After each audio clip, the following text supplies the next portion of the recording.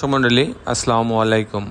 Green আর্কিটেক্টের পক্ষ থেকে আমি ইঞ্জিনিয়ার টুটুল আপনাদেরকে অনেক অনেক অভিনন্দন এবং শুভেচ্ছা জানিয়ে আজকে একটা নতুন 7 তলা 2 ইউনিট 7 তলা বাড়ির প্ল্যান ডিজাইন আপনাদের দেখানোর চেষ্টা করব।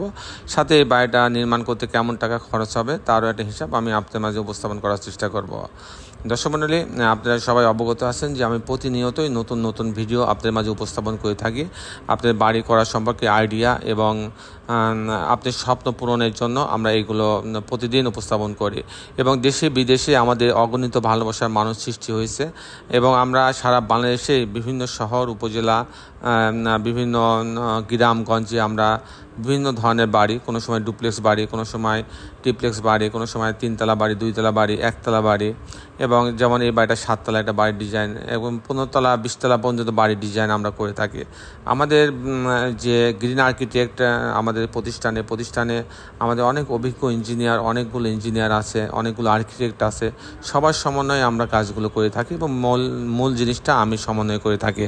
তো দর্শক মণ্ডলী, আমি এই বাড়িটার আরও কয়েকটা মডেল আছে। আমি যদি অন্য বিভিন্ন অ্যাঙ্গেল থেকে দেখি, এটা সামনে থেকে দেখলে বাড়িটা দেখতে এরকম দেখা যাবে। এই বাড়িটা দেখলে যদি অন্য কোনো অ্যাঙ্গেল থেকে আমি দেখি তাহলে বাড়িটা দেখতে, যদি ছাদ থেকে দেখি তাহলে বাড়িটা দেখতে এরকম দেখা যাবে। এই হচ্ছে মোটামুটি বিভিন্ন অ্যাঙ্গেল থেকে দুই দিকে রাস্তা আছে, আপনারা দেখতে পাচ্ছেন। আমি কিছুক্ষণের মধ্যে এই বাড়িটার আর্কিটেকচারাল ড্রয়িং আপনাদেরকে নিয়ে যাব যে আর্কিটেকচারাল ড্রয়িংটা কীভাবে সাজানো হয়েছে। তারপরই আমি দেখাবো যে এই বাড়িটা হবে হচ্ছে ফেনীতে। আমি যে কথা বলছিলাম একটু আগে, এই বাড়িটা হবে হচ্ছে ফেনীতে এক ভদ্রলোকের জন্য এই ডিজাইনটা তৈরি করা হয়েছে। তো আমি এই বাড়িটার আর্কিটেকচারাল ড্রয়িংটা দেখানোর পরে খরচের হিসাবটা দেখাবো। তো দর্শক মণ্ডলী, আমি ইঞ্জিনিয়ার টুটুল আছি আপনাদের সঙ্গে। আসুন আমরা আর্কিটেকচারাল ড্রয়িংটা দেখি। আর্কিটেকচারাল ড্রয়িংটা এরকম, আপনার এই বাড়িটা হবে মিস্টার ইমরানের জন্য ফেনীতে এই বাড়িটা হবে।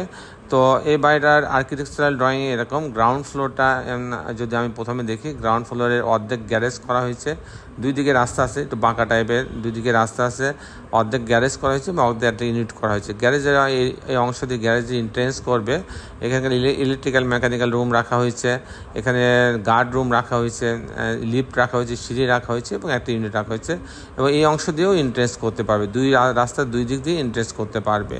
তো এখন আমি দেখাবো যে দুইটা ইউনিট কীভাবে সাজানো হয়েছে সেই বিষয়টা আমি আপনাদের দেখানোর চেষ্টা করব। যদি আমি এটা দেখাই যে এখানে হচ্ছে গ্যারেজের অংশ দিয়ে লিফটের এই লবিতে আসবে, আসার পরে যখন ইউনিট এতে যাবে তখন এখানে যাওয়ার পর একটা লিভিং রুম পাচ্ছে, মানে ড্রয়িং রুম পাচ্ছে 9 ফিট বাই 13 ফিট 7 ইঞ্চি। এখানে একটা ডাইনিং রুম আছে, এটাও প্রায় 9 ফিট বাই 13 ফিট 9 ইঞ্চি। এখানে একটা বেডরুম আছে, বেডরুমটা বড়, সাথে একটা বারান্দা আছে, একটা গ্রিন জোন আছে, এখানে একটা কমন টয়লেট রাখা আছে, এখানে আর একটা বেডরুম রাখা আছে, এই বেডরুমের সঙ্গে একটা টয়লেট অ্যাটাচ করা আছে এবং একটা বারান্দা রাখা হয়েছে। এবং আমি যেটা বলছিলাম, এখানে যেহেতু ডাইনিং আছে, এখানে একটা কিচেনও রাখা হয়েছে, এখানে একটা মাস্টার বেডরুম রাখা হয়েছে, মাস্টার বেডরুমের সাথে একটা টয়লেট অ্যাটাচ করা হয়েছে এবং একটা বারান্দা রাখা হয়েছে। তাহলে আমি সব মিলাই যদি দেখি, এখানে 1টা 2টা 3টা বেডরুম আছে, ড্রয়িং রুম আছে, ডাইনিং রুম আছে, কিচেন আছে, 3টা বাথরুম আছে। তো এই মিলাইয়ে 3টা বারান্দার সম্বন্ধে ডিজাইন করা হয়েছে। যখন ইউনিট বিতে যাবে তখন এই দরজায় ঢুকবে, ঢোকার পরে একটা ড্রয়িং রুম পাচ্ছে, এখানে একটা বেডরুম আছে, এখানে ডাইনিং আছে, ডাইনিংয়ের পাশেই একটা কিচেন রাখা হয়েছে, এবং এই ডাইনিংয়ের সঙ্গে একটা বারান্দা রাখা হয়েছে পর্যাপ্ত ভেন্টিলেশনের জন্য এখানে, আর এখানে একটা কমন টয়লেট রাখা আছে। আর এটা একটা মাস্টার বেডরুম, এর সঙ্গে টয়লেট অ্যাটাচ করা আছে এবং একটা বারান্দা রাখা আছে, এখানে একটা বারান্দা রাখা আছে। আর এটা আরেকটা মাস্টার বেডরুম, এর সঙ্গে একটা টয়লেট আছে এবং একটা বারান্দা আছে, এটা আরেকটা রুম এবং এর সঙ্গে একটা বারান্দা রাখা আছে স্লাইড ডোর সহ। এই হচ্ছে মোটামুটি কম্বিনেশনটা এরকম ছিল। এখন দর্শক মণ্ডলী, আমি দেখানোর চেষ্টা করব যে 7 তলা বাড়িতে কী কী খরচ লাগে। 7 তলা বাড়িতে সাধারণত পাইলিং লাগে, পাইলিংয়ের একটা খরচ লাগে, তারপরে পাইল ক্যাপ লাগে, তারপর শর্ট কলাম লাগে, গ্রেড বিম পর্যন্ত একটা খরচ লাগে। এরপরে যে খরচটা আসে সেটা হচ্ছে কাস্টিং খরচ বলতে আমি বিম কলাম ছাদ পর্যন্ত বোঝাই। তো তারপরে যেটা হয় ফিনিশিং খরচের মধ্যে আসে গাঁথনি, প্লাস্টার, জানলা, দরজা, টাইলস, রং করা, ইলেকট্রিক্যাল কাজ, প্লাম্বিং কাজ সবগুলো ফিনিশিং কাজের মধ্যে আসে।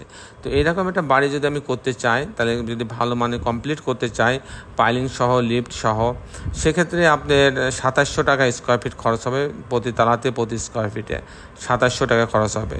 দর্শক মণ্ডলী, এই ছিল মোটামুটি আজকে আমার উপস্থাপনা।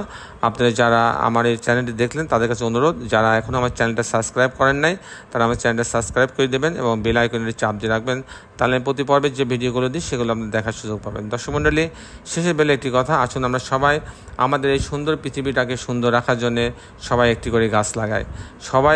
সবারই উচিত আমাদের এই পৃথিবীটাকে সুন্দর রাখার চেষ্টা করার। যাদের জায়গা নেই তারা আমরা ছাদে গাছ লাগাবো। ছাদ গার্ডেন, আপনারা জানেন যে আমি প্রত্যেকটা বাড়িতে ছাদে পর্যাপ্ত গাছ লাগানোর প্রভিশন রাখি এবং প্রত্যেকটা বাড়িতে আলাদা গ্রিন জোন করি, বারান্দার পাশে আলাদা গ্রিন জোন করে রাখি, যাতে সেখানে গাছ লাগানো যায়, গাছ ঝুলাই দেওয়া যায়, বিভিন্ন গাছ পাওয়া যায় সেগুলো। যাক দর্শক মণ্ডলী, এই ছিল মোটামুটি আজকে আমার উপস্থাপনা। আপনারা যারা দেশে এবং দেশের বাইরে ভিডিওটি দেখলেন সবাইকে আরেকবার অভিনন্দন এবং শুভেচ্ছা জানিয়ে আজকের মতন আমার এই ভিডিও শেষ করছি। সবাই ভালো থাকবেন। আল্লাহ হাফেজ।